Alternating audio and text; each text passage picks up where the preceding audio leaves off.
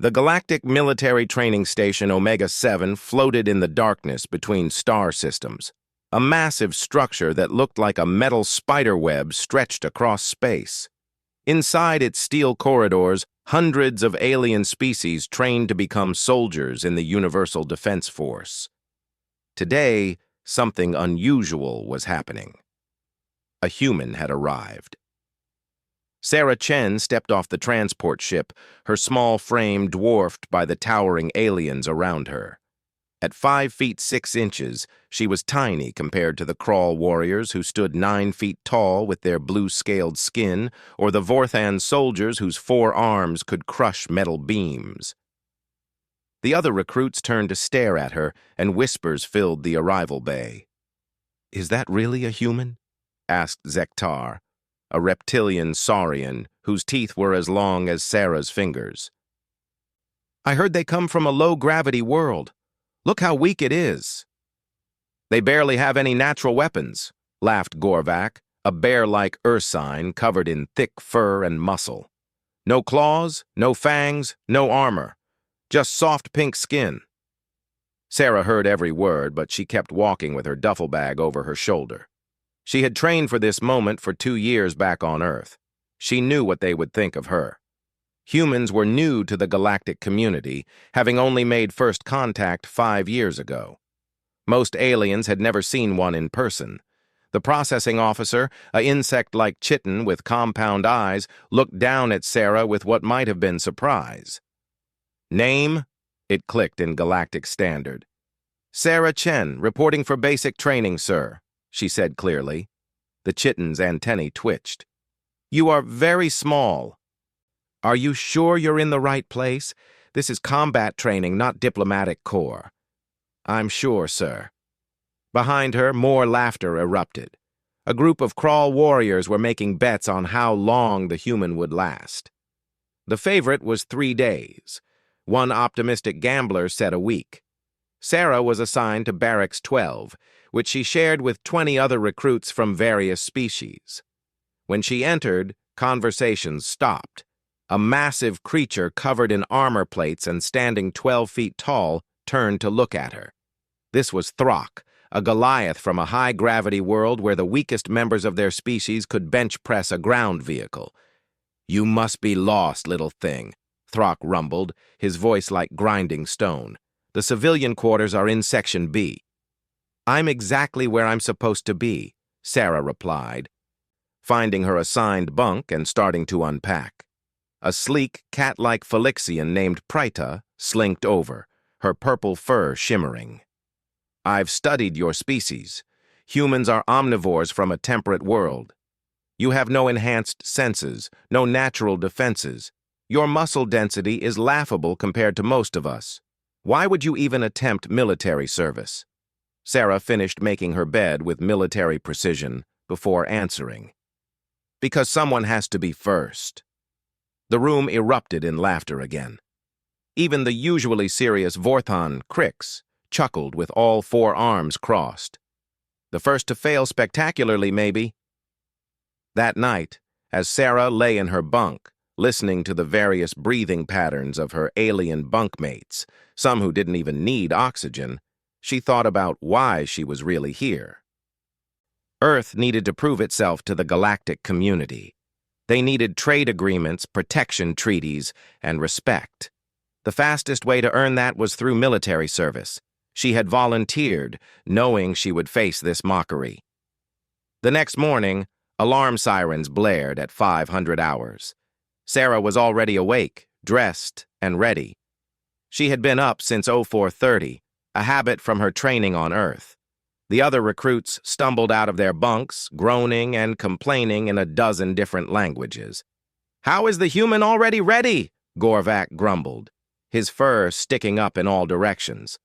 They filed into the mess hall where Sarah got her first real taste of how different she was. The food dispensers offered options for every species: raw meat for the carnivores, various plants for herbivores, energy crystals for the silicon-based life forms. Sarah took a balanced meal that made others wrinkle their noses or equivalent organs in disgust. "It eats both plants and meat?" a crawl warrior said loudly. Disgusting. Pick a side.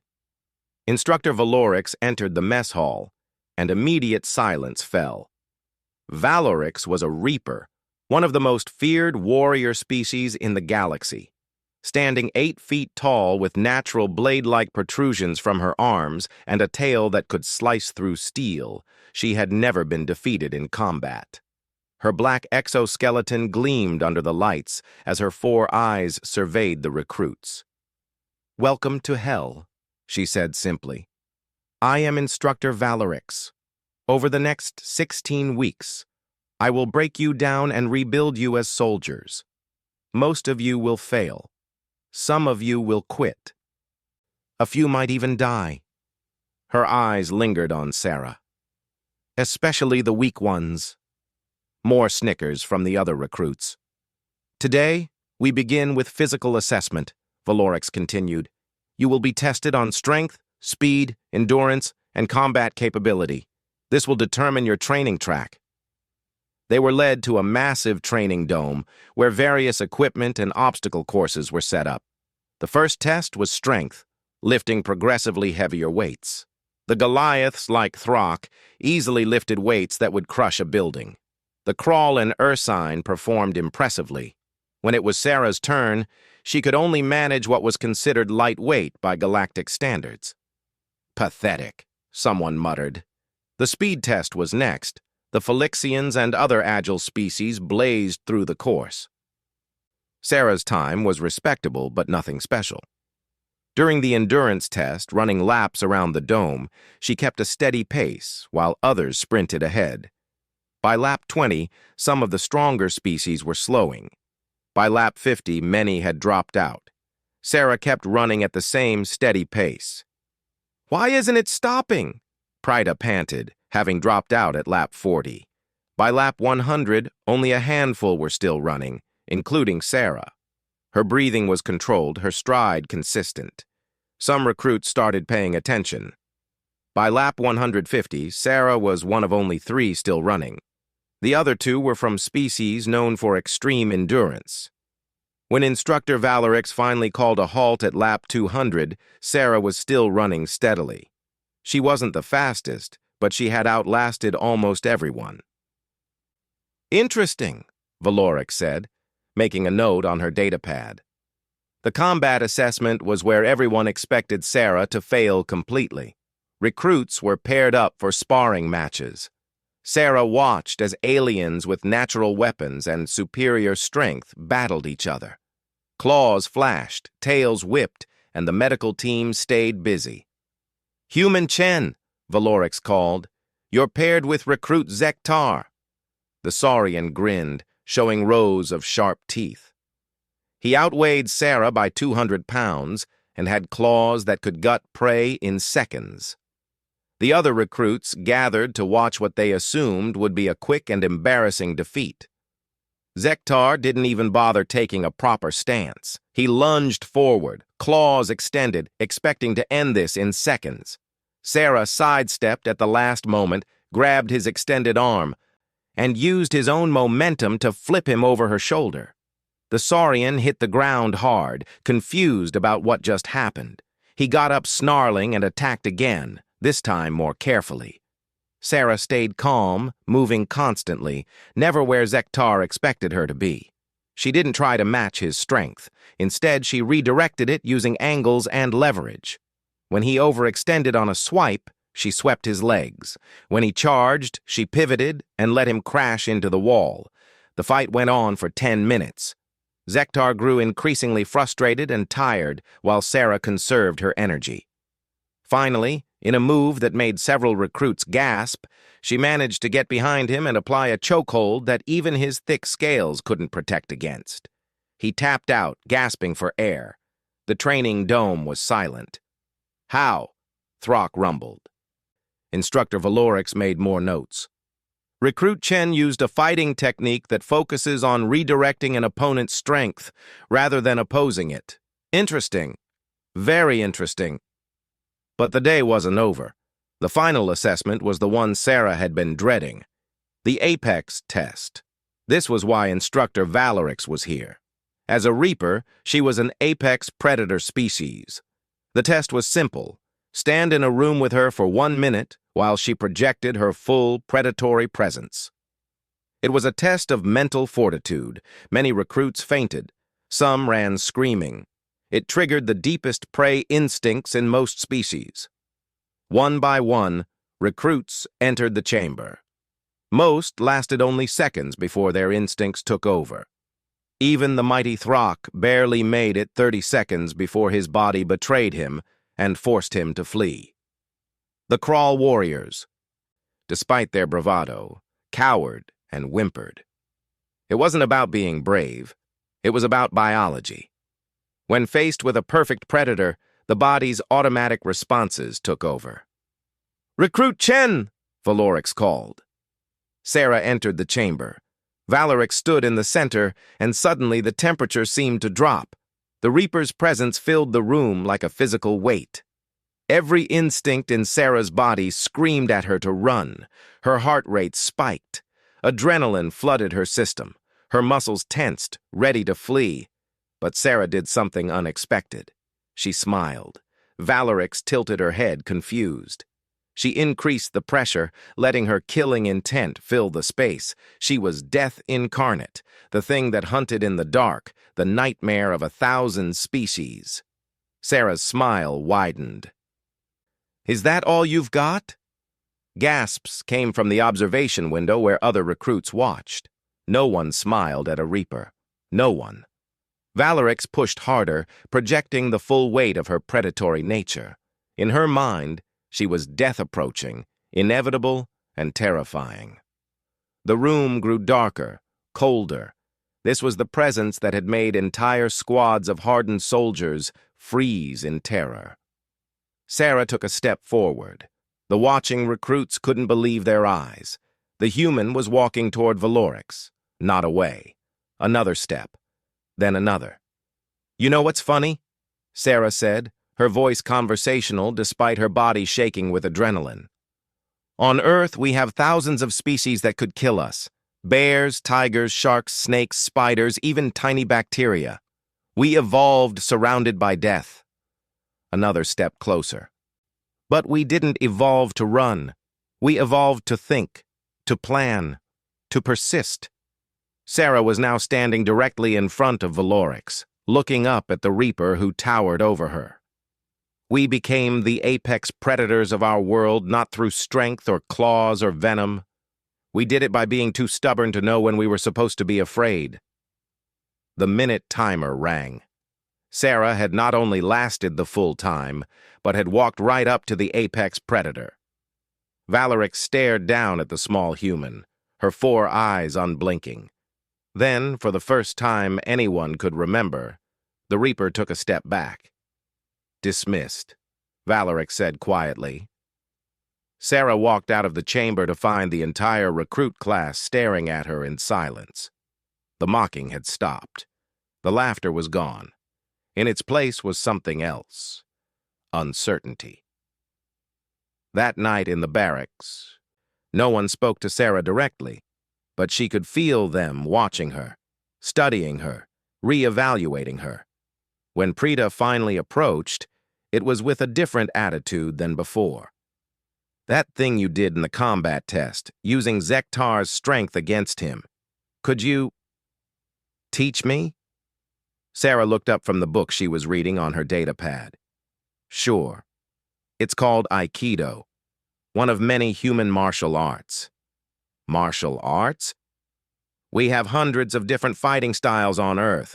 We've been perfecting ways to fight each other for thousands of years." Prita's fur stood on end. "You fight each other? Your own species?" "All the time. Wars, competitions, practice. It's how we got so good at fighting everything else." Across the room, Throck was listening. "And the thing with Instructor Valorix? How did you resist a Reaper's presence?" Sarah shrugged. "I was terrified. My whole body wanted to run. But humans are good at doing things even when we're scared. We call it courage."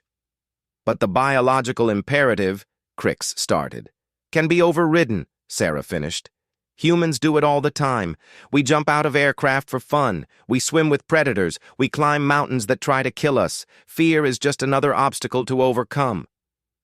The barracks was quiet as the aliens absorbed this information.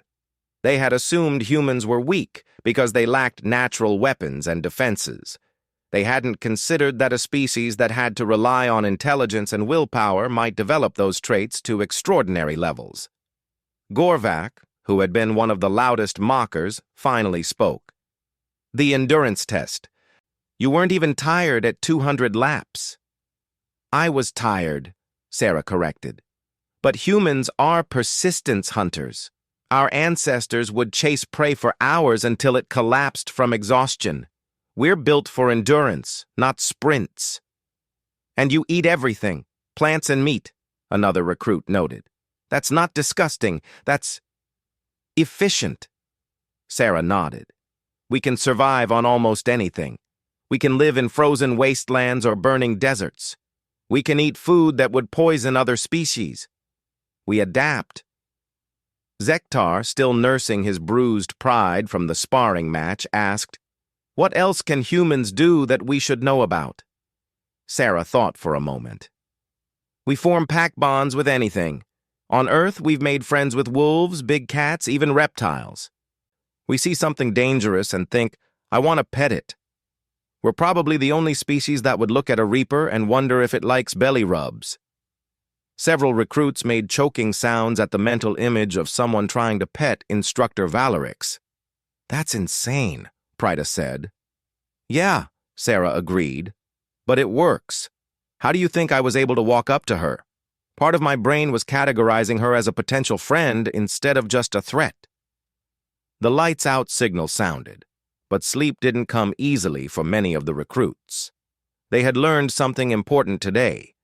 Humans might be physically weaker than most species, but they were mentally unusual in ways that made them potentially very dangerous, or very valuable as allies. The next morning brought new challenges. Word had spread about the human who had smiled at a reaper. Other instructors came to observe. During tactical training, Sarah's solutions to problems often surprised everyone. When presented with a scenario where the enemy vastly outnumbered them, most recruits suggested retreat or calling for reinforcements. Sarah suggested psychological warfare. Make them think we're stronger than we are. Humans once convinced an entire army to surrender by playing the same marching music on a loop, making the enemy think reinforcements kept arriving. In survival training, while others focused on finding food that matched their species' needs, Sarah demonstrated how to make almost anything edible with the right preparation. She showed how humans could use tools to overcome physical limitations, creating traps and weapons from basic materials. Your species really spent a lot of time thinking about war, Crix observed. And exploration, Sarah added, and science and art. When you can't rely on claws or strength, you have to get creative. As the days passed, the dynamic in Barracks 12 shifted completely. Instead of mocking Sarah, recruits began asking her for advice. Her unique human perspective often provided solutions they hadn't considered. The small, seemingly weak human was becoming something unexpected. A leader. But it was during the second week that everything changed. They were on a field exercise in the station's artificial wilderness dome when things went wrong. A malfunction in the safety systems activated a containment protocol, releasing a terrormorph, a bioengineered training creature designed to test advanced troops, not recruits. The terrormorph was 9 feet of muscle, chitin, and rage. It had been designed to trigger fear responses in all known species. Its 6 eyes locked onto the recruit squad, and it let out a hunting scream that made everyone freeze. "Nobody move!" Instructor Valerix commanded through the comms. "Rescue teams are coming. Stay together and don't run. Running triggers its chase instinct." But fear doesn't listen to logic. One of the crawl warriors broke and ran. The terrormorph immediately gave chase. Others started to scatter in panic. The formation broke apart. "Hold the line!" Sarah shouted. But it was too late. The squad was fragmenting. The terramorph caught the fleeing crawl, pinning him down. His screams filled the dome. It would toy with its prey before killing, another designed trait to maximize psychological impact on observers. Sarah made a decision that would have seemed insane to any human on Earth. She picked up a rock and threw it at the terramorph. "Hey, over here!" The creature's 6 eyes swiveled to her. It dropped the injured crawl and began stalking toward the tiny human. Sarah stood her ground, even as every cell in her body screamed at her to run. "Chen, what are you doing?" Valorix's voice crackled over comms. "Stand down!" But Sarah had noticed something. The terramorph moved like a big cat from Earth. She had seen enough nature documentaries to recognize hunting patterns. As it charged, she waited until the last second and dove to the side. The creature's momentum carried it past her. "It's just an animal," Sarah said, getting to her feet.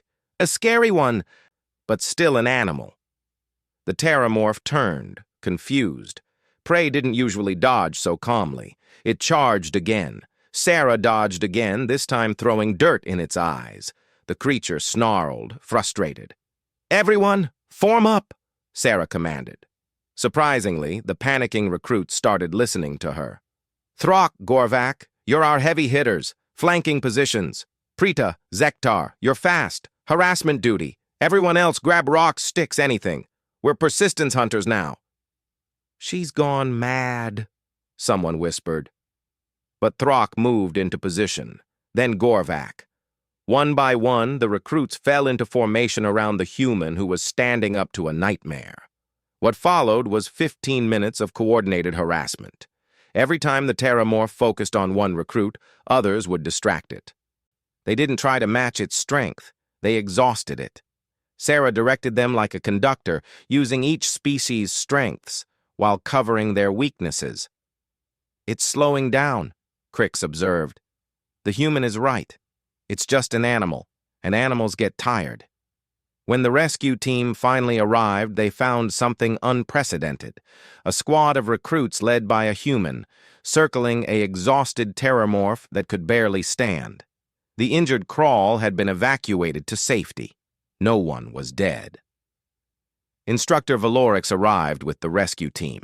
She looked at the exhausted terramorph, then at Sarah, who was covered in dirt, but still standing. "Recruit Chen, explain." "Pack hunting tactics, ma'am. Humans might not be the strongest, but we invented teamwork.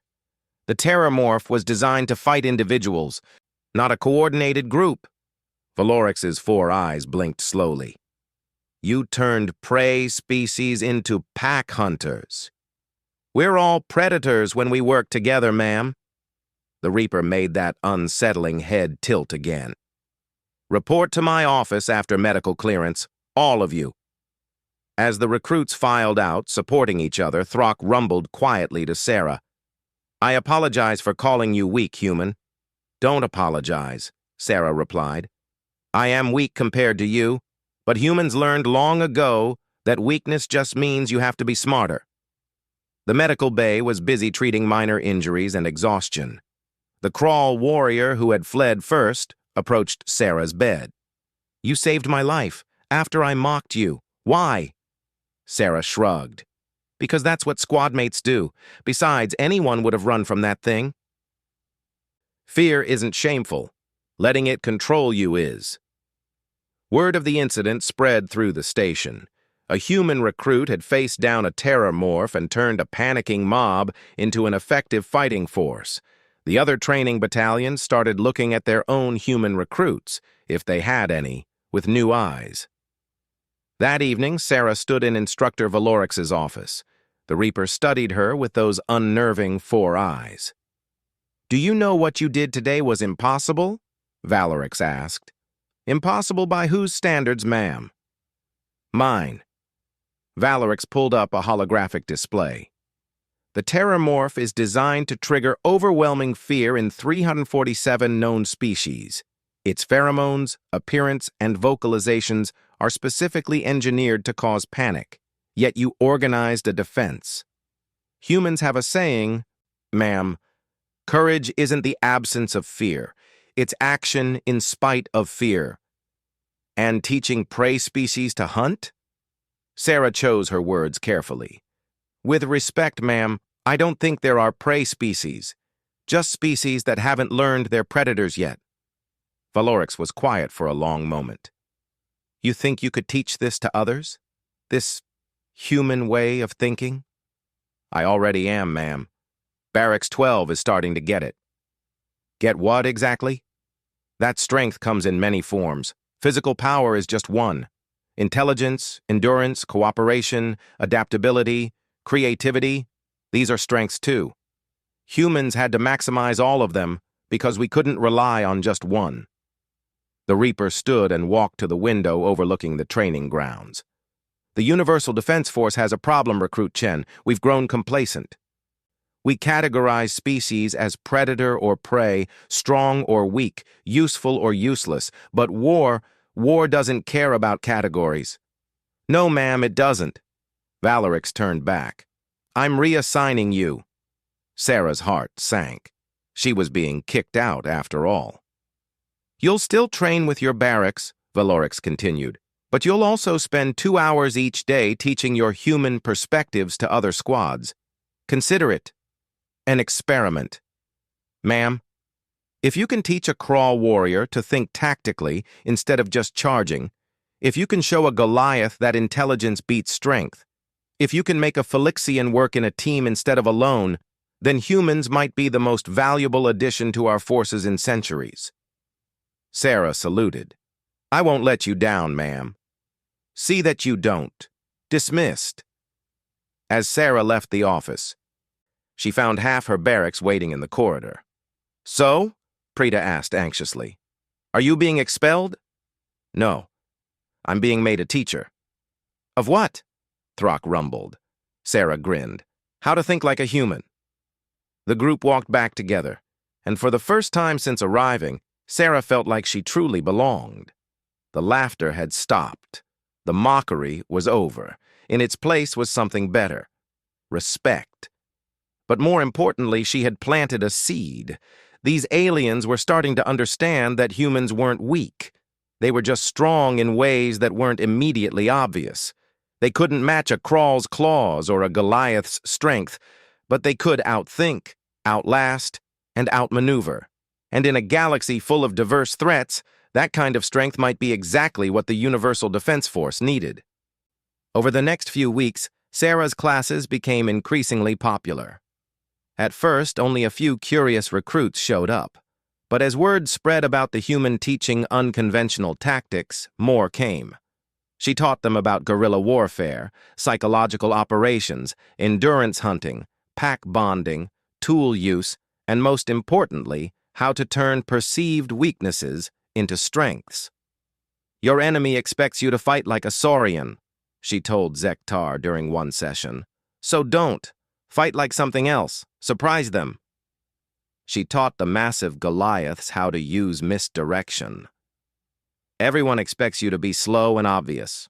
So what happens when you're subtle? The Phylixians learned about squad tactics. You're natural soloists, but imagine 6 of you working in perfect coordination. But it was the lesson on fear that really changed things. Sarah stood before a mixed group of 50 recruits from different barracks. Everyone here has run from something, she said. That's not weakness. That's survival. But humans learned something important. The thing chasing you gets tired, too. We turned running away into leading the enemy into a trap. We made fear into a tool. A Vorthon raised one of its 4 hands. But how do you override instinct? When a Reaper projects presence, our bodies shut down. Sarah nodded. Practice. Humans have a technique called exposure therapy. You face small fears to build up to big ones. Who wants to volunteer? No hands went up. Exactly. Fear of volunteering is stopping you right now. So let's start there. First volunteer gets to learn a human game called poker. That's basically psychological warfare with cards. Tentatively, a young Crawl raised a claw, then another. Soon, Sarah had her volunteers. The transformation in the training station was gradual but noticeable. Squads that had been taught by Sarah performed differently in exercises. They used terrain better, conserved energy, attacked psychological weak points rather than physical ones. They turned ambushes around and made traps out of bad situations. Instructor Valorix wasn't the only one who noticed. Other instructors began observing Sarah's sessions. High-ranking officers started asking questions about the human methods. Performance scores across the board were improving for squads that had even one member attending Sarah's classes. But not everyone was happy about it. Some of the older instructors, particularly from traditional warrior cultures, saw Sarah's influence as contamination of their pure fighting methods. "You're making them weak," Instructor Tornak, a scarred crawl veteran, confronted Sarah after one session. "Teaching them to run and hide instead of standing and fighting." "I'm teaching them to win," Sarah replied calmly. "Dead heroes don't protect anyone. Combat is about honor. Combat is about completing the mission and bringing your people home alive." Sarah met his glare steadily. "Honor means nothing to the families of the fallen." Tornak snarled and stormed off, but the confrontation had been public. Lines were being drawn between traditional thinking and human innovation. It came to a head during the midterm assessment. Full battalion exercises, 500 recruits divided into two armies. Sarah's Barracks 12 was assigned to Blue Army. Traditionally the weaker side in the exercise because they had to defend a position against a superior attacking force. The night before the exercise, Sarah gathered with her barracks and the other squads she had been teaching. "They expect us to dig in and hold until we're overrun," she said, looking at the tactical map.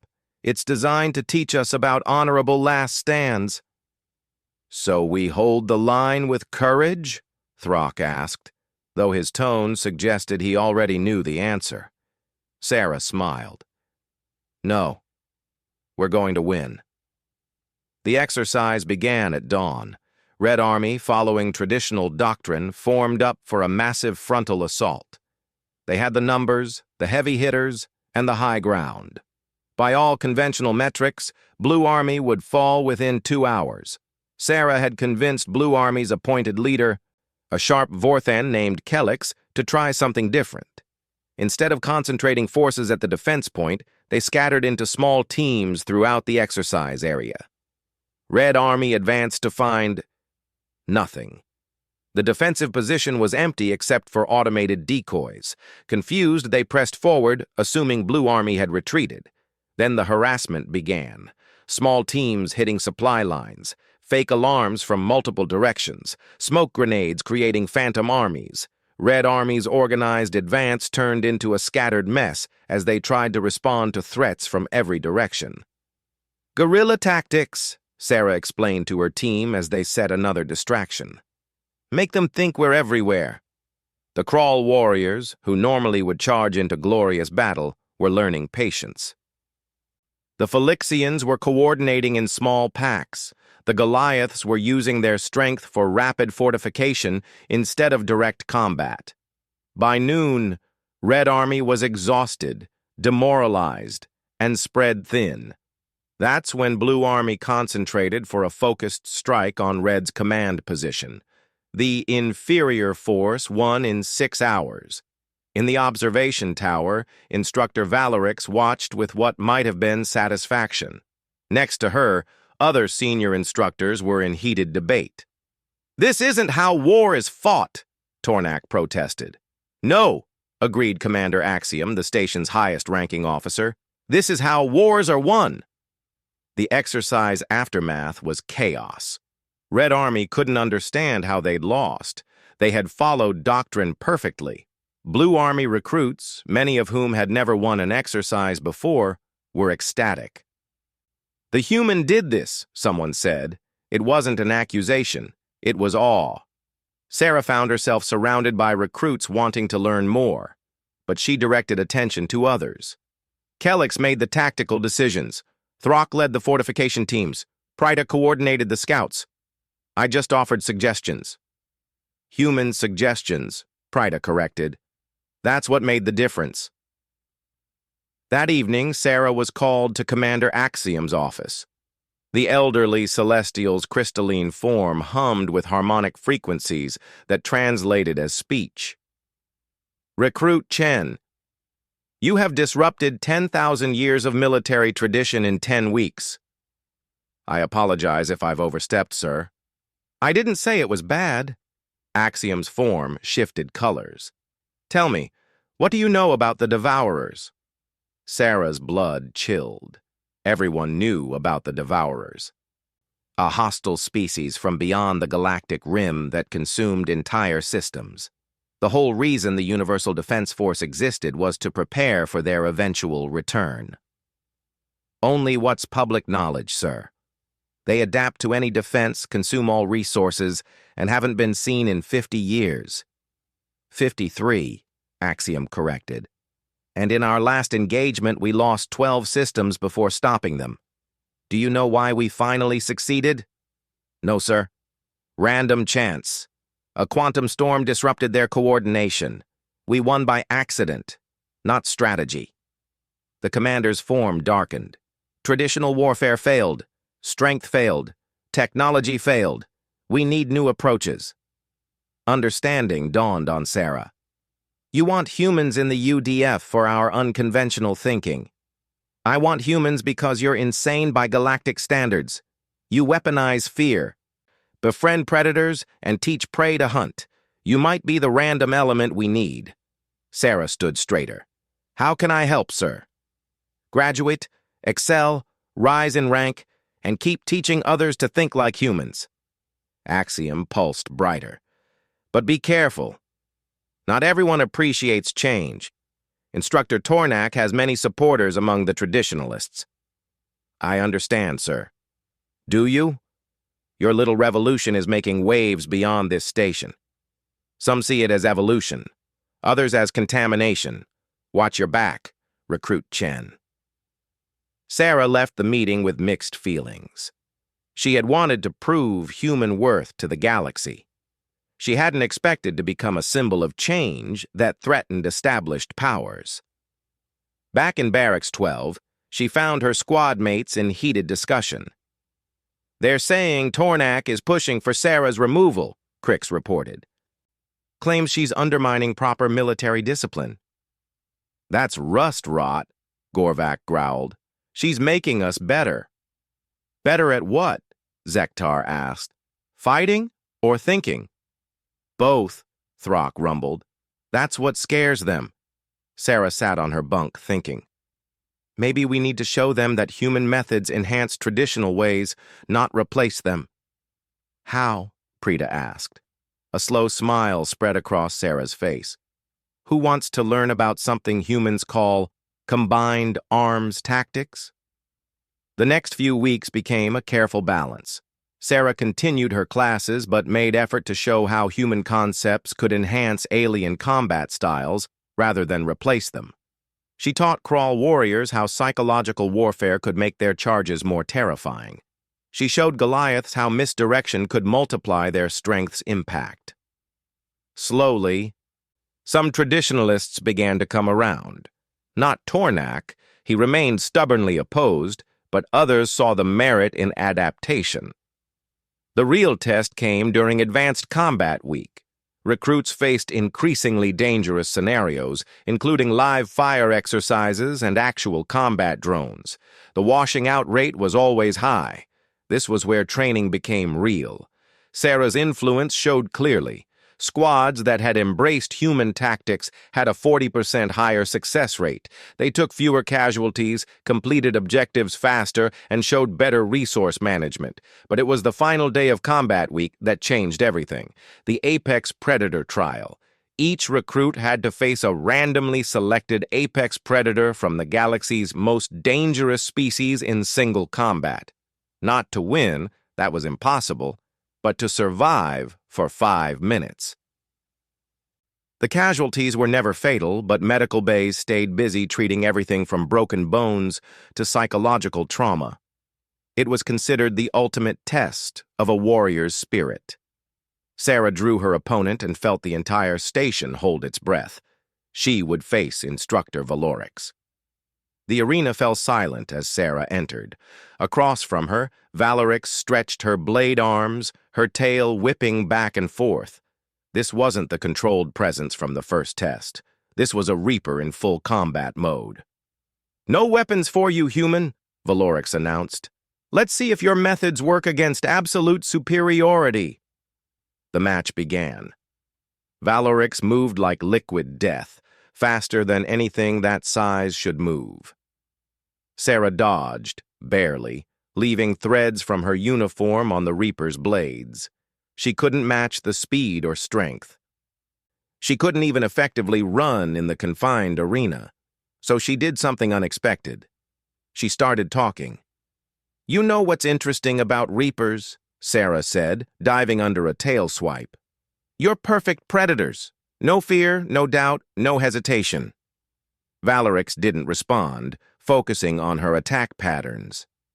"But that's also a weakness," Sarah continued, using the arena pillars for cover. "You can't imagine being prey, so you can't think like prey. You hunt in straight lines." "Your psychology won't work on me," Valerix hissed, cornering Sarah. "I'm not trying psychology." Sarah grabbed sand from the arena floor. "I'm stating facts. You're so perfect at being predators that you're predictable." She threw the sand not at Valerix's eyes, but at the ground in front of her. The Reaper, expecting the standard eye attack, had already started dodging upward. The misdirection let Sarah slip past. "Humans aren't perfect at anything," Sarah said, breathing hard. "So we learned everything. We're predators who think like prey, prey that hunt like predators. We're contradictions." Valerix spun, tail blade whistling through air where Sarah had been a second before. "Philosophy won't save you." "No, but pattern recognition might." Sarah had been watching, learning. Valerix had attack combinations, perfect and practiced. Right arm, left arm, tail. You always follow that sequence when pressed. Valerix actually paused for a microsecond, surprised. It was enough for Sarah to gain more distance. "See? Even perfect predators have patterns, and humans are really good at finding patterns." The fight continued, Sarah always one step away from death. Talking constantly, not to distract Valerix, but to distract herself from the terror of fighting a Reaper. It was human psychology turned inward, using speech to override fear. When the 5-minute bell rang, Sarah was bleeding from a dozen close calls but still standing. The arena erupted in chaos. A human had survived single combat with a Reaper. Valerix retracted her combat blades. "You talked through the entire fight." "Humans talk when we're nervous," Sarah admitted, wiping blood from a cut on her cheek. "It helps us think." "No," Valerix said slowly. "You were teaching. Even while fighting for your life, you were showing everyone how to face a superior opponent, think, adapt, use every tool available, even words." Sarah shrugged, trying not to show how much her legs were shaking. Multitasking is another human trait. As she left the arena, Sarah was met with something she hadn't expected: silence. But it wasn't mocking silence. It was respect, awe. A human had faced death incarnate and turned it into a teaching moment. Later, in the medical bay getting her cuts treated, Sarah was visited by an unexpected guest. Instructor Tornak entered, his scarred face unreadable. "I still think your methods are wrong," he said without preamble. "Combat should be pure, honorable, straightforward." "Okay," Sarah said simply. "But..." Tornak struggled with the words. "You faced a Reaper with nothing but wit and words. That takes a warrior's spirit, even if the methods are unconventional." He left without saying more, but Sarah understood. She hadn't won him over completely, but she had earned a grudging respect. The final weeks of basic training flew by. Sarah's influence spread beyond just tactics. Humans' pack-bonding nature meant she had formed connections across species lines. The mess hall, once segregated by species, now had mixed tables. Training groups formed based on complementary skills rather than just species. Even more importantly, the attitude toward humans throughout the station had completely reversed. Where once they were seen as weak oddities, they were now viewed as valuable additions. Recruiting messages went out to Earth. The UDF wanted more humans. Graduation day arrived with full military ceremony. Families and officials from across the galaxy attended. Sarah stood with her barracks, no longer the smallest and weakest, but recognized as someone who had changed the very nature of training. Commander Axiom gave the commencement address. These recruits have learned that strength comes in many forms, that tradition must evolve to meet new challenges, that the smallest among us might carry the greatest insights. Sarah caught Valerix's 4 eyes during the speech. The Reaper gave an almost imperceptible nod. As they received their assignments, Sarah wasn't surprised to find she had been selected for advanced tactical training, but there was an addition. She would also serve as an advisor on human integration, helping other training stations adapt their programs. "You did it," Throck rumbled, reading his own assignment to a frontline unit. "You showed them human worth." "We did it," Sarah corrected. "Every one of you who listened, who tried something new, who grew beyond what you were. That's the real human trait. We make everyone around us better." The ceremony ended with the traditional warrior's roar from 1,000 throats. But mixed in was something new, human applause. The sound was strange to alien ears, but they were learning it meant approval, respect, celebration. As Sarah packed up her few belongings from Barracks 12, Preeta approached one last time. "That first night I said humans had no natural advantages. I was wrong." "Oh?" "You see potential where others see weakness. You find strength where others see only limitation. You teach predators and prey to transcend their nature." Preeta's fur rippled with emotion. "That's not just an advantage, that's a superpower." Sarah smiled. "Want to know the real secret? Every species has that potential. Humans just had to learn it first because we had no other choice. We're not special. We're just experienced at being underdogs." As she left the barracks for the last time, Sarah reflected on how much had changed. She had arrived as a representative of a species no one respected. She was leaving as a symbol of how perceived weakness could become strength. But more than that, she had proven something crucial to both humanity and the galaxy, that humans belonged among the stars, not because they were the strongest or fastest or toughest, but because they brought something unique, the ability to see beyond limitations, to find unconventional solutions, and to teach others to do the same.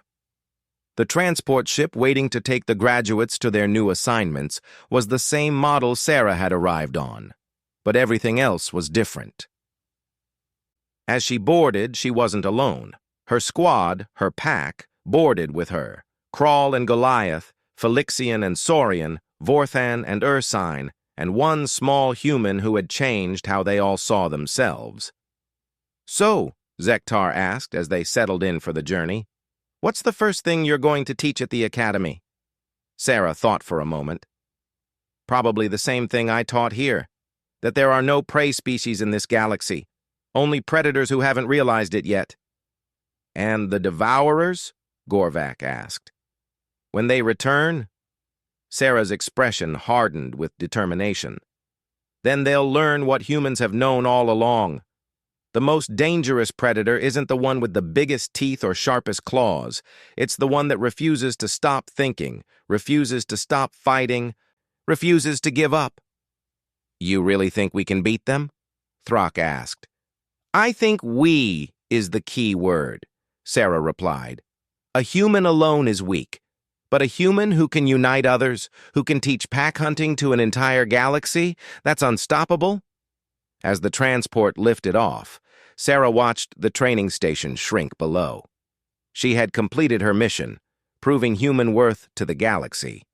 But she had also started something bigger, the integration of human thinking into galactic military doctrine, the breaking down of barriers between species, the evolution of warfare itself.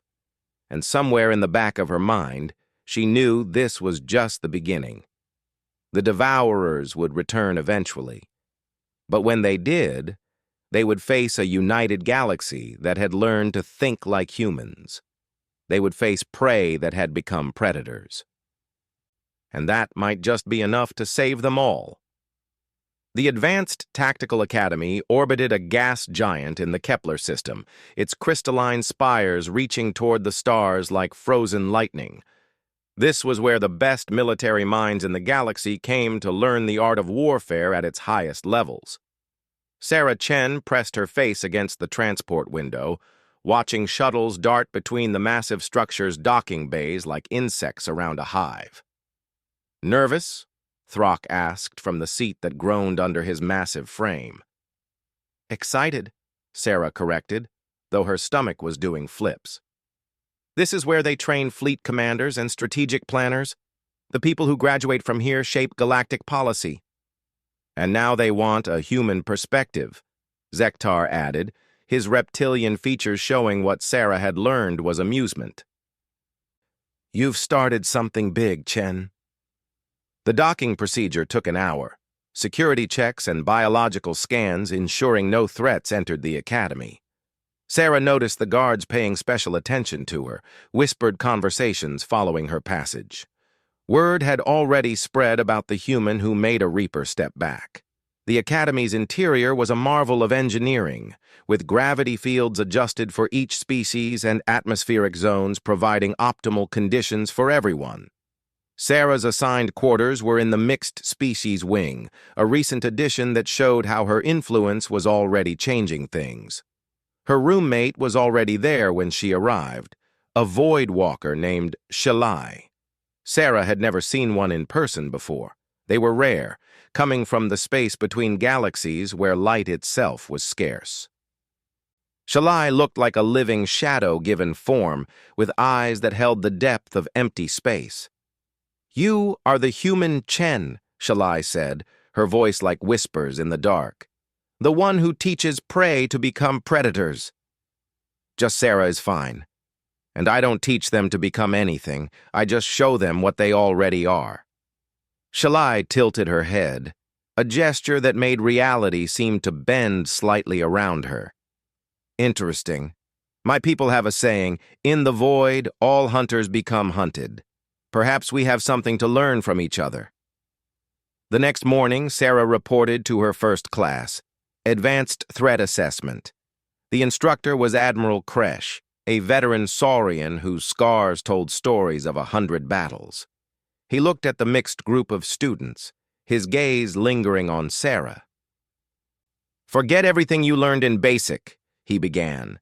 "Here, we study real war, not exercises, not simulations, but the chaos that comes when civilizations clash. And our primary focus will be the greatest threat our galaxy has ever known." The holographic display lit up, showing footage that made several students step back. The Devourers. Not the sanitized educational videos from basic training, but raw combat footage.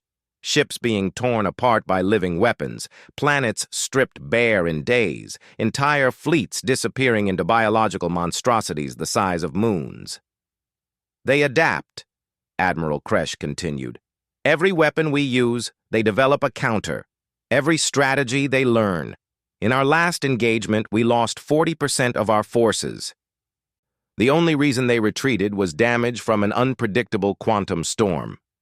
A four-armed Vorthon raised a hand.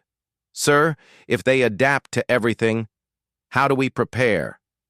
"That," Kresh pointed at the student, "is the question that keeps me awake. Traditional doctrine says we need bigger weapons, stronger ships, more soldiers. But what if traditional doctrine is wrong?" His gaze found Sarah. "Cadet Chen, you've become famous for unconventional thinking. Tell me, how would humans fight an enemy that adapts to everything?" Sarah stood, feeling the weight of every eye in the room. "On Earth, we have a concept called chaos theory, sir. The idea that small, unpredictable changes can have massive effects. If the enemy adapts to patterns, Then the answer is to have no patterns. Elaborate. Instead of standard fleet formations and predictable tactics, we randomize everything. Mix species abilities in unexpected ways. Use civilian technology for military purposes. Make our chaos their confusion. Chaos as a weapon, Shalai murmured from beside her. The Void approves. Admiral Kresh nodded slowly. Interesting. Completely against every principle of organized warfare, but interesting. Class, your first assignment is to develop a battle plan using Cadet Chen's chaos theory. Assume you have mixed species forces and need to defend a system against a Devourer scout fleet. You have 1 week. As the class dispersed, several students approached Sarah with questions. She found herself explaining human military history, how guerrilla forces defeated superior armies, how randomness could be weaponized, how apparent weakness could hide strength. But it was in her secondary role where Sarah made the biggest impact. As an integration advisor, she worked with Academy staff to redesign training programs. The first major change was mixed species combat teams, forcing students to learn each other's strengths and compensate for weaknesses. The resistance was immediate and fierce. "This is insanity," declared Captain Vorak, a Kral traditionalist who taught blade combat. "Kral warriors have trained together for millennia. Our combat forms require perfect synchronization with our own kind, which the Devourers have probably analyzed and prepared counters for," Sarah responded during a heated faculty meeting. "What happens when they've adapted to every traditional combat form? We perfect our traditions. We become stronger. Or we die predictably." Sarah pulled up her own holographic display. "Look at the Battle of Kepler Prime. The 7th Kral Legion performed a textbook assault and was wiped out in minutes. The Devourers had seen it before." Commander Tavara, the Academy's second-in-command, chittered thoughtfully with her insectoid mandibles. "What do you propose, Advisor Chen?" "Integration at every level. Mixed species squads, cross-training in alien combat forms, randomized tactical doctrine. Make ourselves so unpredictable that adaptation becomes impossible." "You want to contaminate pure combat arts with alien influence?" Captain Vorak snarled. "I want to survive," Sarah shot back. "And I want everyone else to survive, too. Pride in tradition means nothing if we're all dead." The argument might have continued, but the Academy's alert system suddenly blared. Every screen shifted to show a message that made Sarah's blood run cold. "Devourer probe detected. System edge. All personnel to stations." This wasn't a drill. A Devourer scout probe, possibly preparing for a larger incursion, had entered the system. The Academy's defense fleet was scrambling, but everyone knew the real purpose wasn't combat. It was to observe, learn, and report back to the hive mind. Admiral Kresh's voice echoed through the Academy. "All tactical students report to the war room. This is a live learning opportunity." Sarah ran with the others, her mind already racing. In the war room, massive displays showed the probe's approach. It was smaller than the monsters from the videos, only the size of a large building, but it moved with disturbing organic grace through space. "Standard engagement protocol is to overwhelm it with firepower before it can adapt," Admiral Kresh explained. "But watch what happens." The defense fleet opened fire. Energy beams, projectiles, and missiles converged on the probe. For a moment, it seemed to work. Then the probe's surface shifted, developing reflective scales that bounced energy attacks and armor that absorbed kinetic impacts. "Adaptation time, 43 seconds, someone reported. "Now it transmits everything it learns back to the hive," Kresh said grimly. "By the time the main fleet arrives, they'll be immune to these weapons." Sarah studied the displays intently. Something was nagging at her, a pattern in how the probe moved.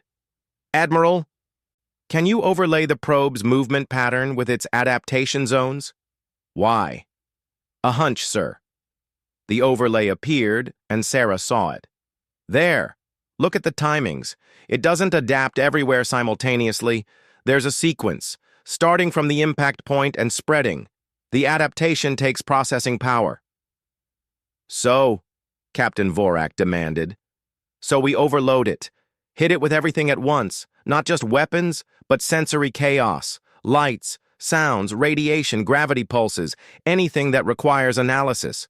Make it try to adapt to 100 things simultaneously. Admiral Kresh looked skeptical, but turned to the communications officer. Relay that to the fleet commander as a suggestion. The fleet commander, whether desperate or curious, tried it. Ships began broadcasting jamming signals, releasing flares, generating gravity distortions while maintaining weapons fire. The probe's adaptations became erratic, developing counters that conflicted with each other. Then something unexpected happened. One adaptation to deflect energy beams created a vulnerability to kinetic rounds.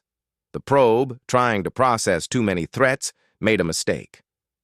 Focus kinetic weapons on Sector 7G, the fleet commander ordered. Railgun rounds punched through the confused probe. It tried to adapt, but each change created new vulnerabilities as its systems overloaded. Within minutes, the probe was destroyed.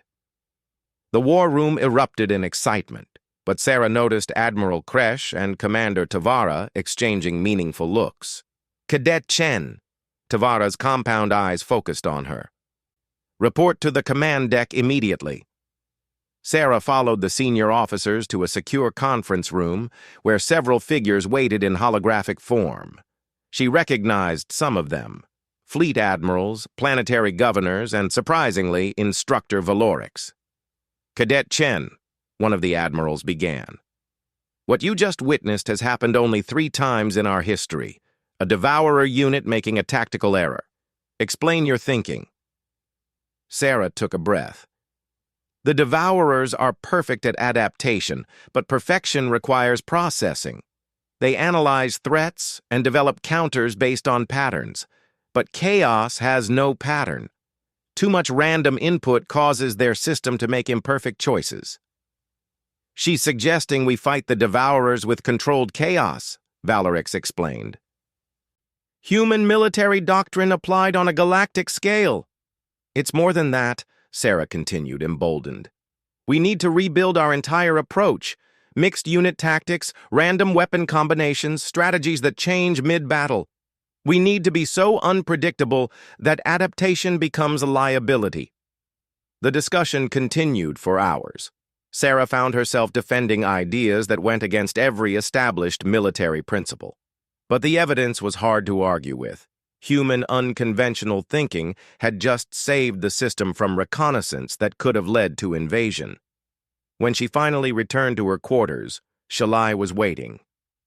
"You've disturbed the void," the shadow being said. "The ripples of change spread far." "Good," Sarah replied, exhausted. "Maybe disturbance is what we need." The next weeks at the academy became a whirlwind of change. Sarah's chaos doctrine was tested in simulations with surprising success. Mixed species teams, initially clumsy and uncoordinated, began developing synergies no one expected. A crawl warrior using Felixian agility techniques. A Goliath applying Voidwalker stealth principles. Humans teaching everyone that retreating could be advancing in disguise. The academy was transforming from a place of rigid doctrine to a laboratory of controlled chaos. But not everyone appreciated the changes. Captain Vorak led a faction of traditionalists who saw the new methods as corruption of pure combat forms. Tensions rose daily, occasionally erupting in heated arguments that bordered on challenges to combat. It was during one such confrontation that everything changed. Sarah was demonstrating human close combat techniques to a mixed group, showing how smaller fighters could use larger opponents' strength against them. Captain Vorak burst in with several supporters. "Enough!" he roared. "This contamination ends now. I challenge the human to proper combat. When I crush her, this madness stops." Before Sarah could respond, the Academy's alert system screamed again. But this time it wasn't a probe. "Full Devourer fleet detected, advancing on Kepler system, estimated arrival 4 hours." The room froze. A full fleet meant dozens of bioships, each capable of consuming worlds. The Academy's location was supposed to be secret, but somehow they'd been found. Admiral Kresh's voice, tight with control, echoed through the Academy. All hands, prepare for evacuation. Tactical students report to War Room for emergency deployment. This is not a drill. Captain Vorak's challenge was forgotten as everyone rushed to positions. In the War Room, the situation was displayed in horrifying detail.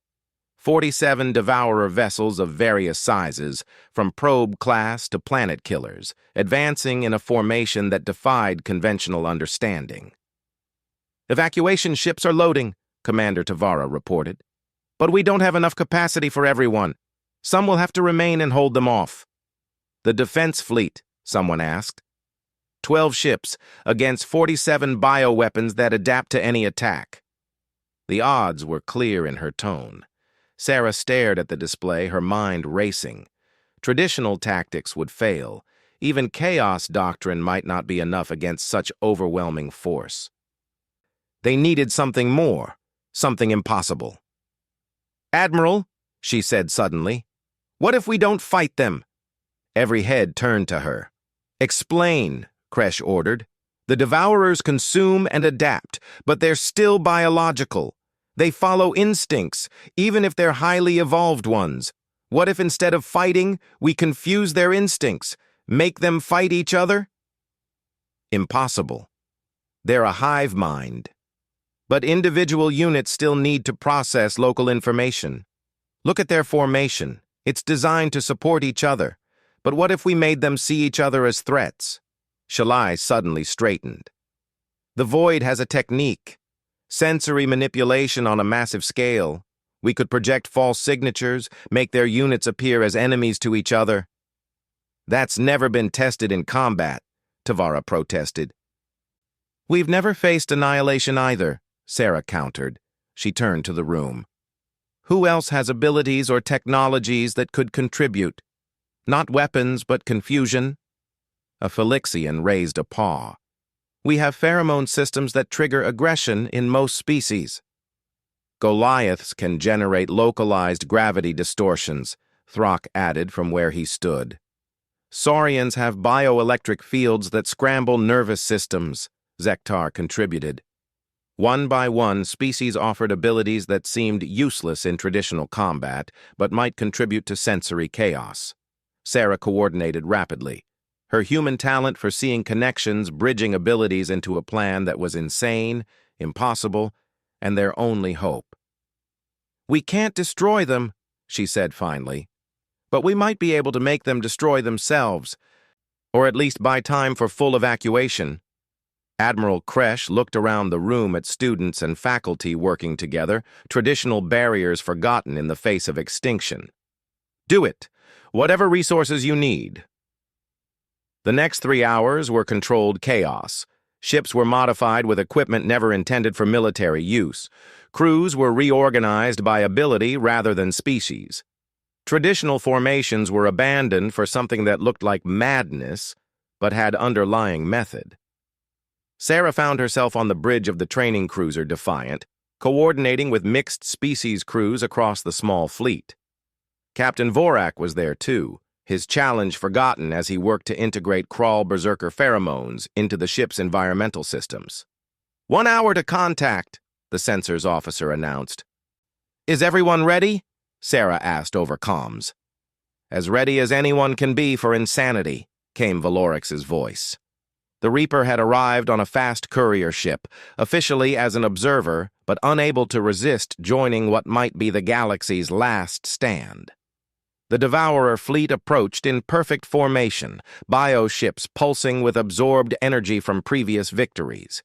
They expected standard resistance, organized fleet movements, predictable weapons fire, patterns they could adapt to and overcome. They didn't expect what happened next.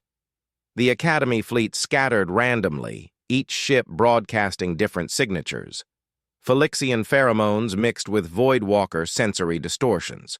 Goliath gravity pulses interfered with Saurian bioelectric fields.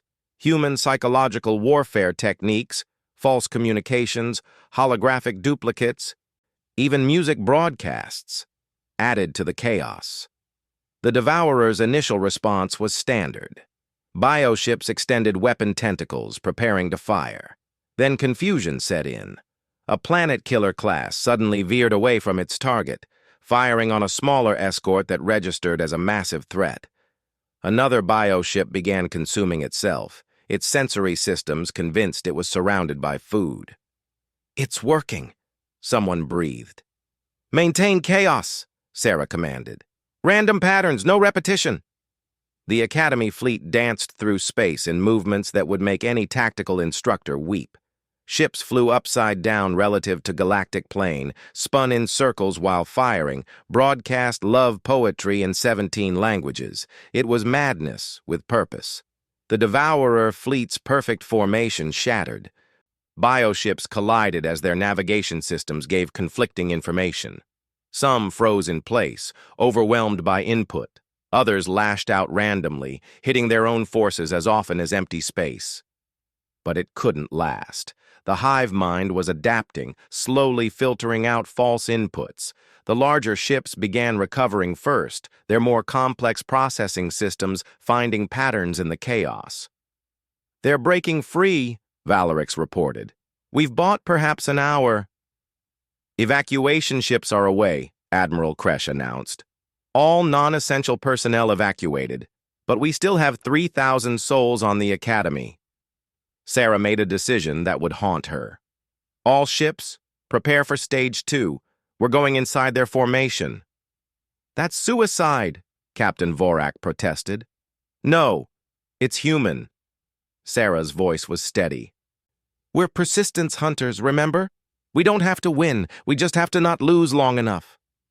The small fleet plunged into the confused Devourer formation.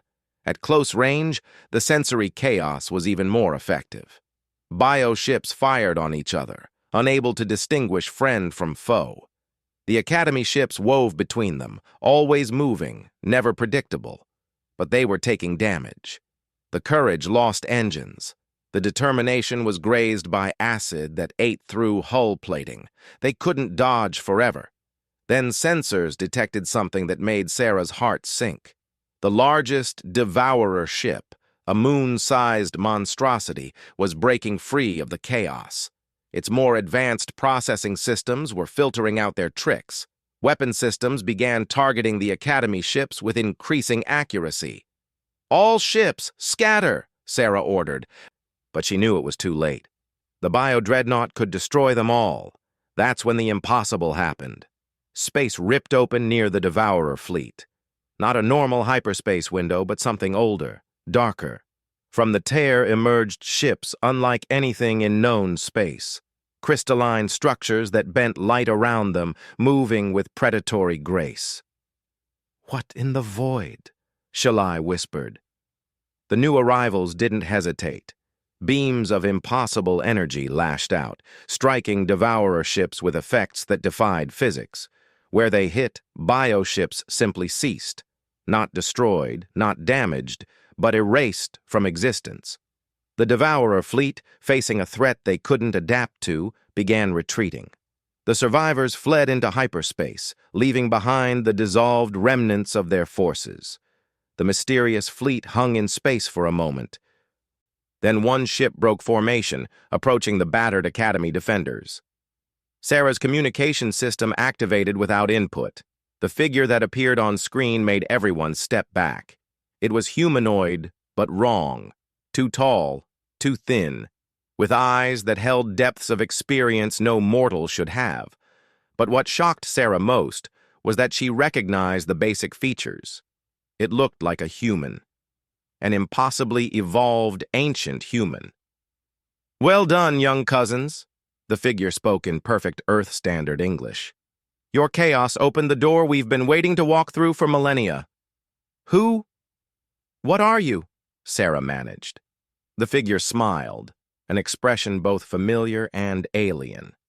"We are what you call the Silence, what humanity became in another spiral of this galaxy. We've been waiting for you to prove yourselves ready." Ready for what? To learn the real history of this galaxy. The Devourers aren't invaders, they're antibodies. The galaxy itself is alive, and it considers most spacefaring species an infection. Only those who can think beyond patterns, who can embrace chaos and change, are allowed to survive. The bridge was dead silent as the implications sank in. You passed the test, the figure continued. Barely, but you passed. Your human perspective, teaching others to transcend their natures, has earned this entire galactic community a reprieve. The Devourers will return, but now you know how to truly fight them. Why help us? Valorix asked, her usual composure cracked. Because young humanity reminds us of what we once were. And because chaos shared is chaos multiplied. The figure's attention returned to Sarah. You specifically have potential. Your species' gift for uniting others, for finding strength in diversity, will be crucial in the wars to come. The communication ended as abruptly as it began. The Silence Fleet vanished back into their impossible portal, leaving the battered Academy fleet alone among the debris. Did that just happen? Someone asked in the stunned silence. Sarah looked around the bridge at the mixed species crew who had just helped save the galaxy through pure, controlled chaos. Krall standing with Felixians, Goliaths working beside Void Walkers, all united by human madness. Yeah, she said finally. I think it did. And I think we just graduated to a much bigger classroom. The journey back to the Academy was subdued. They'd survived, even won in a way. But the revelations were overwhelming. The galaxy was alive. The Devourers were natural immunity. Humanity had evolved before in another part of the galaxy. Admiral Kresh called an emergency assembly as soon as they docked. The Academy's Great Hall was packed with everyone who'd remained. Students, faculty, support staff, all species, all mixed together, boundaries forgotten in shared survival. What happened today changes everything, Kresh began. We faced annihilation and survived through cooperation in chaos. Cadet Chen's human doctrine didn't just save us. It apparently opened doors we didn't know existed. He gestured to Sarah. Cadet, front and center. Sarah walked to the podium, feeling the weight of thousands of eyes. By unanimous decision of the command staff, you are hereby promoted to Lieutenant Commander, with immediate assignment to the new Chaos Warfare Division. Your mission: spread these tactics throughout our forces and prepare us for the Devourer's return. The hall erupted in applause, or its equivalent from various species. But Sarah raised her hand for silence. I accept, but on one condition. This isn't about human supremacy. It's about all of us learning from each other. The silence called us young cousins, meaning we're all connected. Our diversity is our strength. Our chaos is our shield. Together we're unpredictable. Together we're unstoppable. She looked directly at Captain Vorak. All of us, traditional warriors and chaos fighters, predators and prey, because the galaxy itself is watching, and we need to prove we deserve to be here. Vorak stood slowly. For a moment, tension filled the air. Then the traditional Krall warrior crossed his arms in salute. The human speaks wisdom. I withdraw all challenges and request to learn these chaos tactics. One by one, others stood. Species who had been enemies, warriors who had mocked cooperation, all united by the understanding that survival required evolution. Valorix approached the podium. Lieutenant Commander Chen, I have a question. The silence said you have potential. For what? Sarah thought about the ancient human's words. I think to be a bridge. Humans are weak alone but strong in groups. We're not the best at anything, but we're good at everything. Maybe that's our role, to unite the galaxy's chaos into something even the Devourers can't adapt to. Then we'd better start preparing, Admiral Kresh said. The Academy curriculum is officially changed. Traditional tactics will be taught alongside chaos doctrine. Every graduate will learn both discipline and madness. As the assembly dispersed, Sarah found herself surrounded by her original squad from basic training.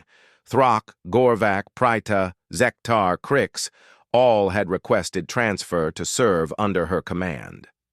"You realize following me means embracing insanity as a tactical choice?" she warned. "After today?" Prita's fur rippled with amusement.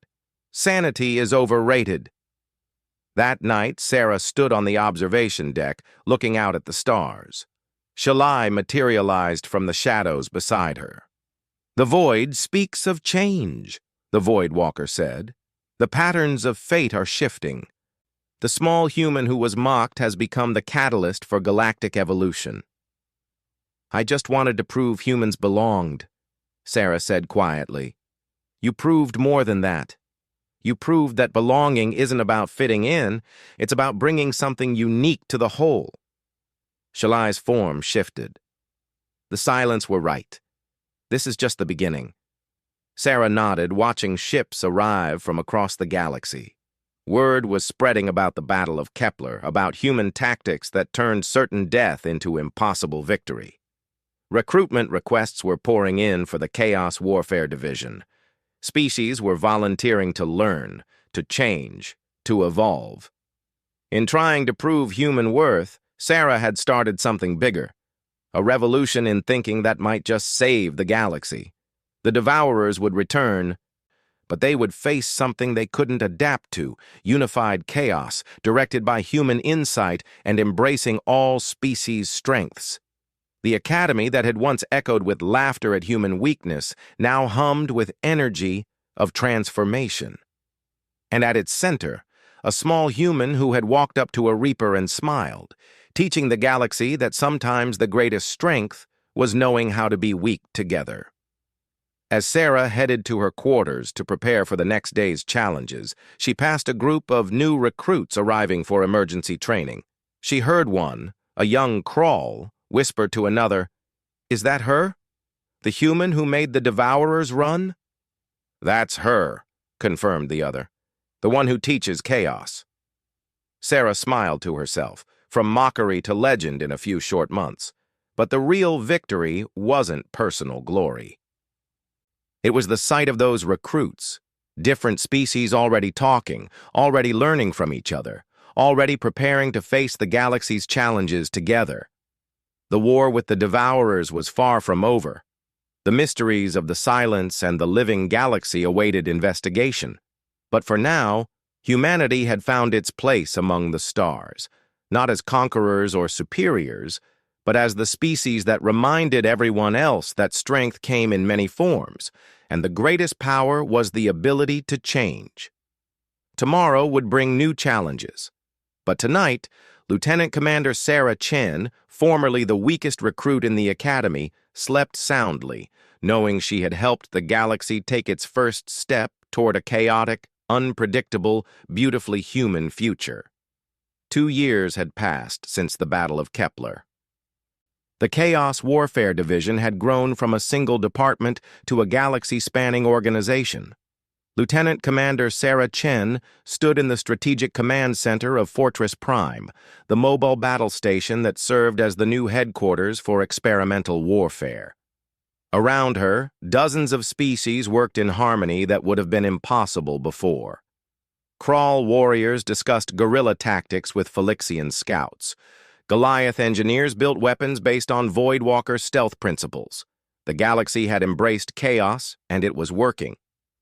"Commander, we have a situation," her aide, a young Vorthon named Kree, announced. "Scout Patrol 7 has detected something unusual near the Verge." The Verge was the edge of known space, where reality grew thin and strange things dwelt.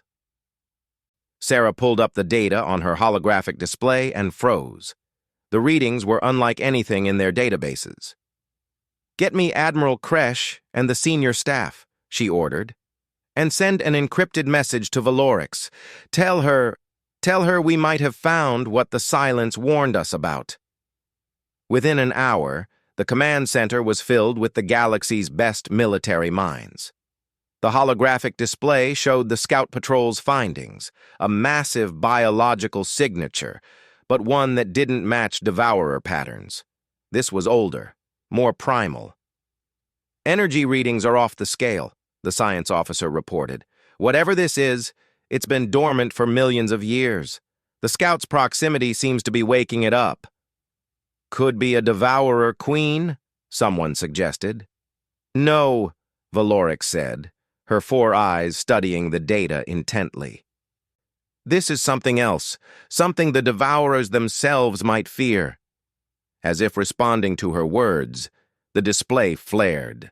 The biological signature was moving, unfolding from whatever ancient slumber had held it. The Scout Patrol's transmission became frantic. Oh, Void, it's massive. Biological mass exceeding planetary scale.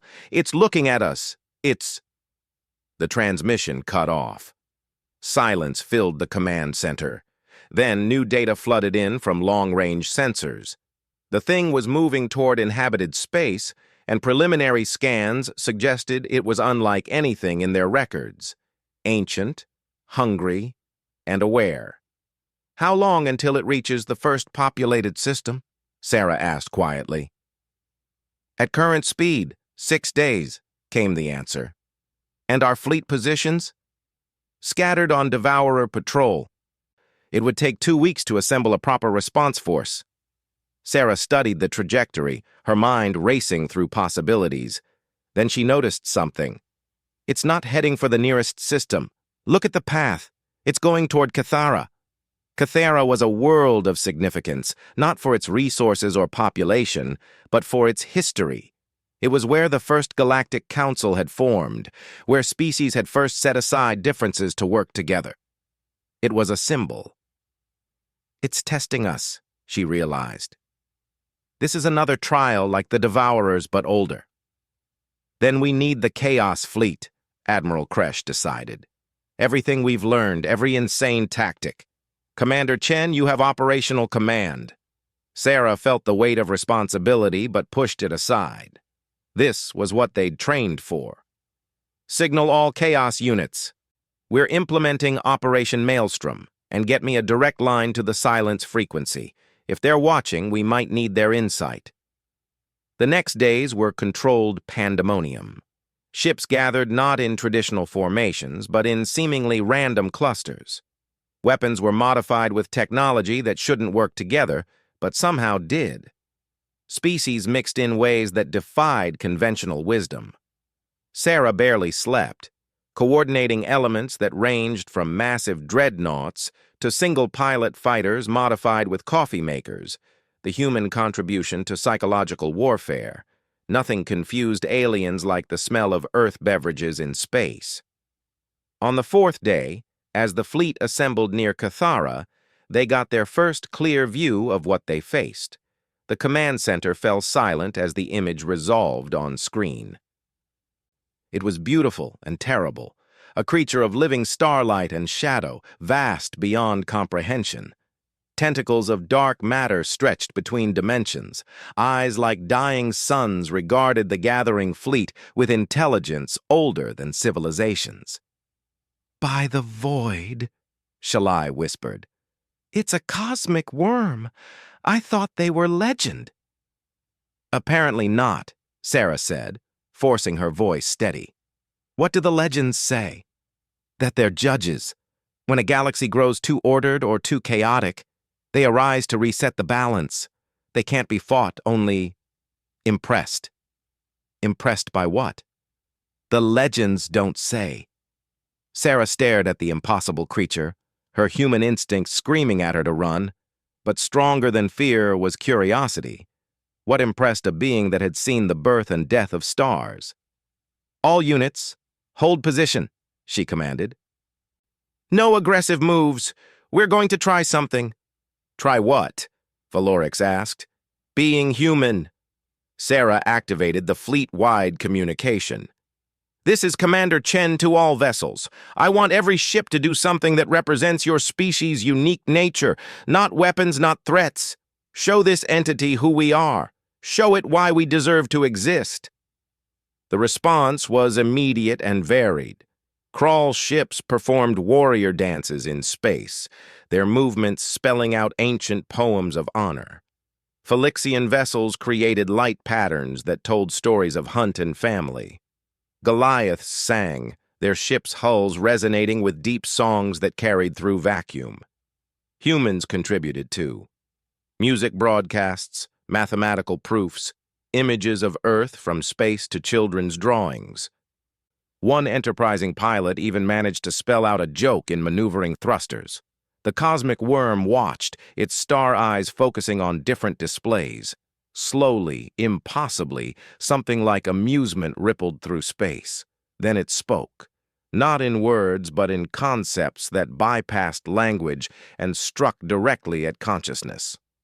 Small things that think you are large. Why should the cosmos notice your existence? Sarah felt the weight of the question. This was the test, not of strength, but of worth. She activated her personal communicator, broadcasting on all frequencies. Because we're learning to be more than we were born to be, she said. I'm human. My species is weak, short-lived, and fragile. But we looked at the stars and decided to touch them anyway. We looked at predators and decided to make them friends. We looked at impossible odds and decided to try. She gestured at the mixed fleet around her. We taught species who were enemies to work together. We showed predators how to protect and prey how to hunt. We took the galaxy's differences and made them strength. That's what we offer the cosmos. The ability to become more than the sum of our parts. The worm's attention focused on her, pressure that made her bones ache. You are the catalyst, the small thing that changes large things, but change without wisdom is destruction. Then judge our wisdom, Sarah challenged. Watch what we've built. She signaled the fleet. As practiced, they began demonstrating not just chaos tactics, but the cooperation behind them. Ships from different species moved in perfect coordination, covering each other's weaknesses. Weapons designed by committee somehow worked better than any single species' technology. The display culminated in something that had never been attempted, a fusion of technologies and abilities that created a shield around Cathara itself. Not a weapon, but a protection, a statement that they would defend life, not just destroy threats. The cosmic worm watched it all. Then, in a move that defied physics, it smiled. Interesting. You have learned the first lesson.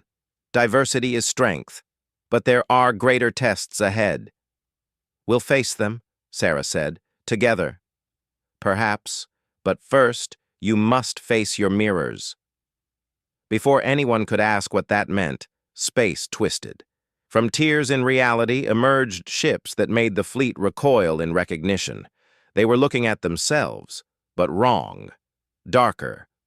More aggressive versions of every vessel present. Shadow Fleet, Shalai breathed. Reflections of what we could become if we chose dominance over cooperation. The Dark Fleet attacked without warning. But these weren't just copies. They fought with all the skill and chaos tactics of the originals, but with none of the restraint or cooperation. They're us without unity, Sarah realized. Everyone fighting for themselves instead of together. The battle was brutal. Fighting your own tactics turned back on you was like boxing your shadow. Every move was countered, every strategy anticipated. The Chaos Fleet began to fragment as ships focused on their individual dark mirrors. We're losing, Admiral Kresh reported. They have all our strengths, but none of our weaknesses. No, Sarah said suddenly. They have a bigger weakness. They can't truly work together. All units, stop fighting your mirrors, switch opponents randomly, help each other. It was counterintuitive. Abandon your personal battle to aid another. But as ships began covering each other against mismatched opponents, the tide turned. A crawl vessel defended a Phylixian ship. Goliaths shielded Voidwalkers. Humans coordinated everyone. The Shadow Fleet, unable to truly cooperate, began to fall apart. They had individual strength but no unity. One by one, they dissolved back into nothingness, unable to exist without the connection that made the real fleet strong. As the last shadow vanished, the cosmic worm's approval rippled through space. You pass. The small catalyst has taught the galaxy to choose cooperation over domination. But the test wasn't over. The worm turned its attention fully on Sarah, and suddenly she wasn't on her ship anymore. She stood in a space between spaces, facing the entity directly. Now for your personal test, little human. You have united others, but can you command those who should command you? The space shifted, and Sarah found herself in an arena of starlight. Across from her stood Valerix, but not as she knew her. This was Valerix unleashed, the perfect killing machine that Reapers were bred to be. All four eyes focused on Sarah with predatory intent. I have been instructed to test you, Valerix said, her voice carrying harmonics that triggered primal fear. Not as teacher and student, but as predator and prey.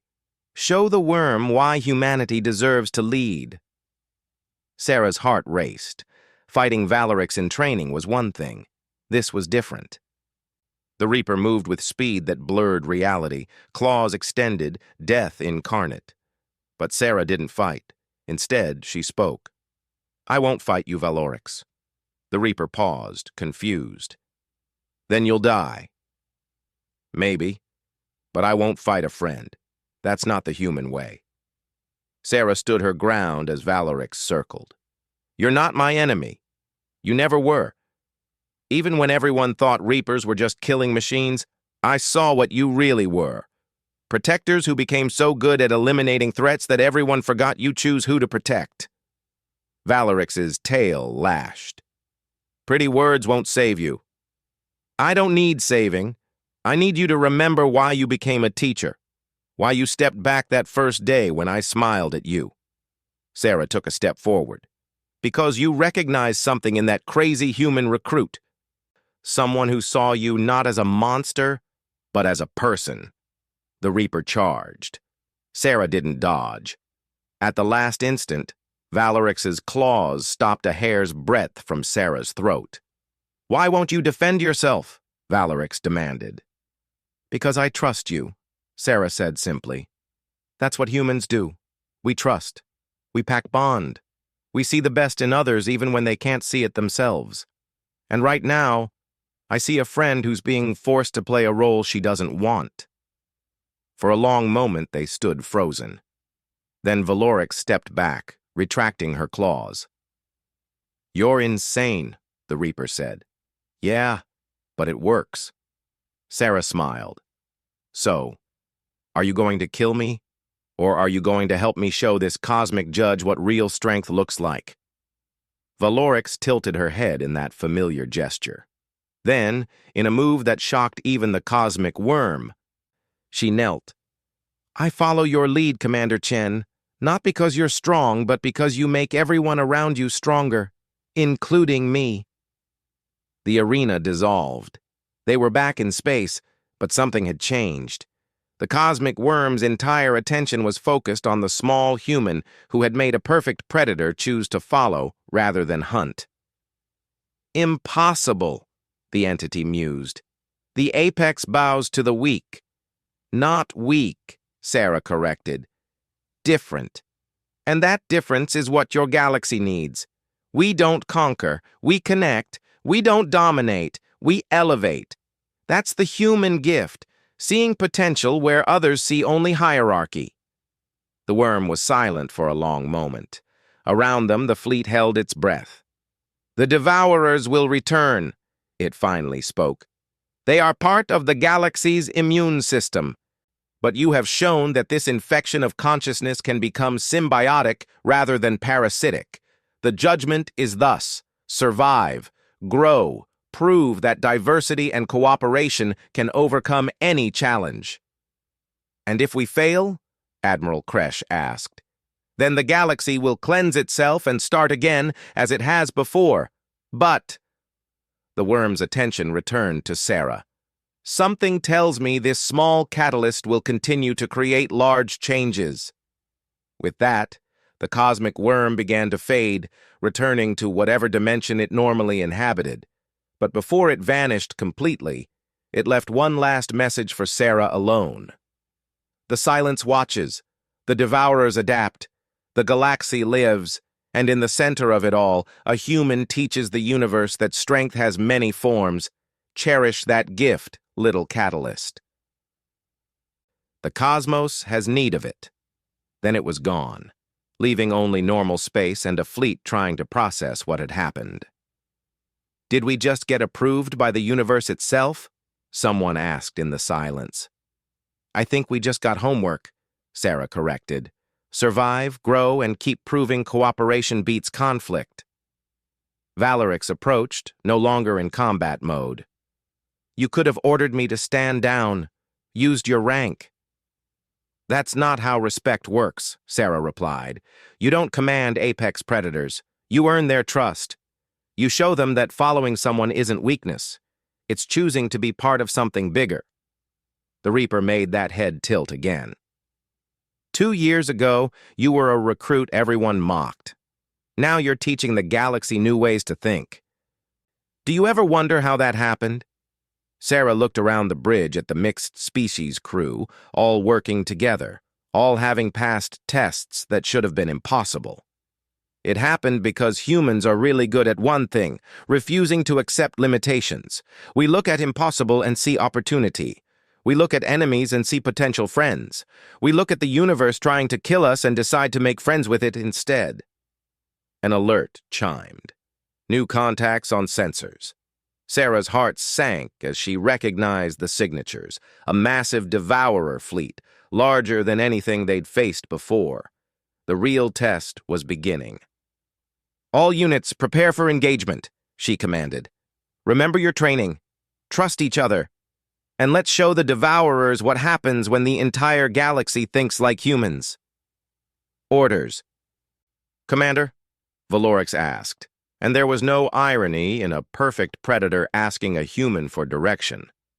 Sarah studied the approaching fleet, her mind already spinning through chaos tactics, coordination patterns, and the beautiful madness of united diversity. Same as always, she said with a grin. We do the impossible. We turn their strength against them. We protect each other, and we absolutely refuse to stop being stupidly, brilliantly, chaotically human about it. The fleet formed up in patterns that defied conventional warfare, but somehow felt right. Predators and prey, warriors and thinkers all united under the command of a human who had taught them that the greatest strength was knowing when not to use it. As the devourers approached, expecting standard resistance they could adapt to, they instead faced something unprecedented, an entire galaxy that had learned to think like humans. Unpredictable, cooperative, seeing strength in diversity and opportunity in chaos. The battle was about to begin, but in a way, Sarah had already won. She had taken a galaxy of separate species and taught them to be pack. She had shown predators how to protect and prey, how to hunt. She had made the impossible routine and the insane tactical. Most importantly, she had proven that humans didn't need claws or fangs or natural armor to earn respect among the stars. They just needed to be themselves. Crazy, optimistic, pattern-breaking humans who looked at the universe's challenges and said, "We can work with this."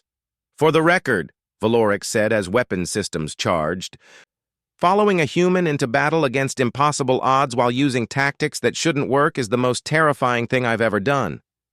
Good, Sarah replied. Terror keeps us sharp, but you know what beats terror? What? Doing it anyway, together.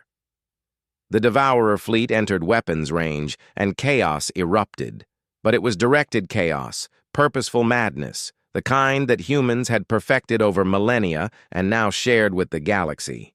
And at the center of it all, a human commander directed the battle with a smile, because she knew something the Devourers didn't.